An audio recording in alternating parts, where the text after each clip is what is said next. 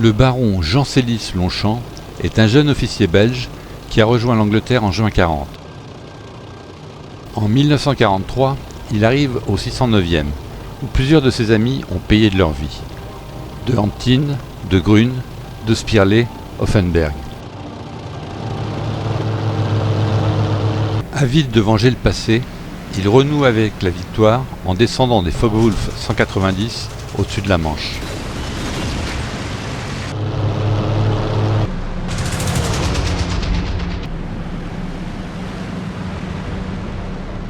Mais il rêve d'un autre exploit, impossible, hors du commun. Mitrailler le siège de la Gestapo à Bruxelles.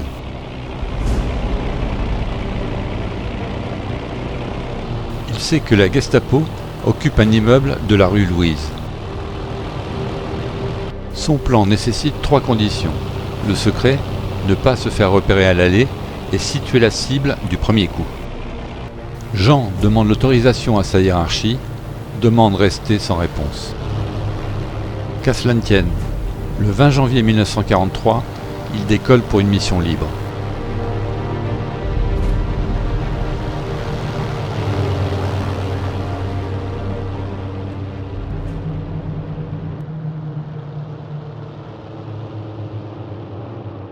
Au retour de la mission, il quitte la formation pour filer droit sur Bruxelles.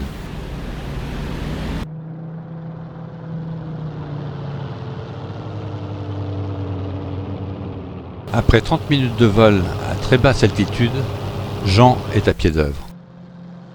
Il vire en arrivant en vue du champ de course et dévale l'avenue des Nations. L'immeuble de la Gestapo s'aligne dans son collimateur, Jean enfonce la mise à feu de ses canons. Ses obus éventrent la façade et sèment la mort dans les bureaux.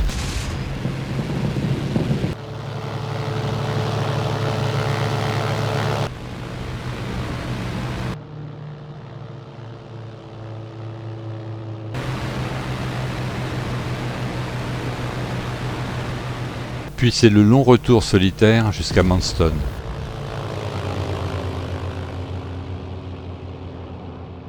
Au total, 75 minutes d'un vol inoubliable, couronné par une attaque réussie au-delà de toute espérance, et qui vaudra au baron Jean de Célis la Distinguished Flying Cross. Ce n'est que plus tard qu'on comprendra la raison du mutisme de la RAF. Sur le cadavre d'un certain colonel Müller, un agent de l'intelligence service, la Gestapo trouvera une liste de résistants belges, dont beaucoup mourront en camp de concentration.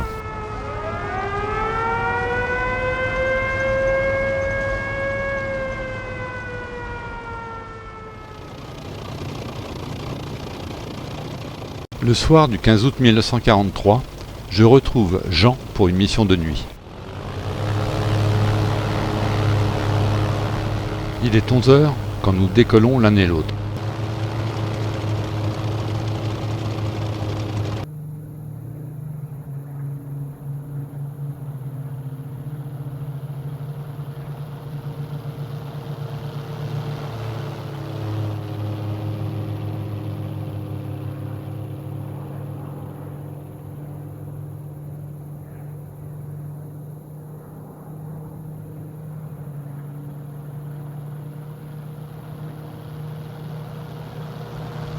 Et bientôt nous filons vers nos objectifs, Jean en Belgique et moi dans le Pas-de-Calais.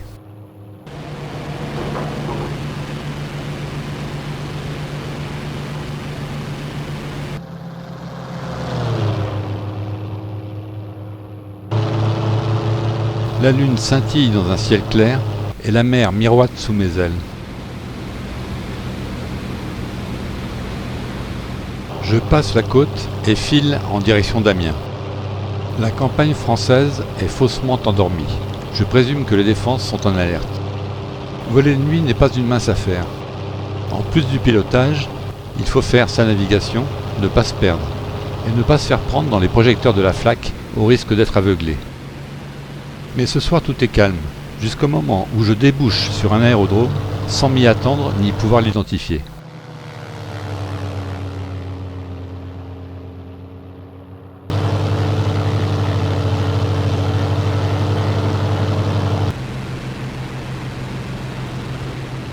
Je repère des hangars et des silhouettes d'avions. Je pique dessus, largue mes bombes et file sans attendre.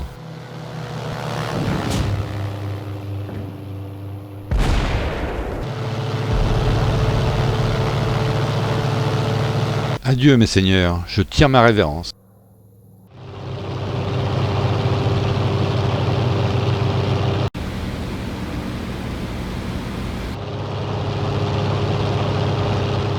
Je repasse la côte sans encombre. Au loin, c'est un véritable feu d'artifice. C'est sans doute pour Jean.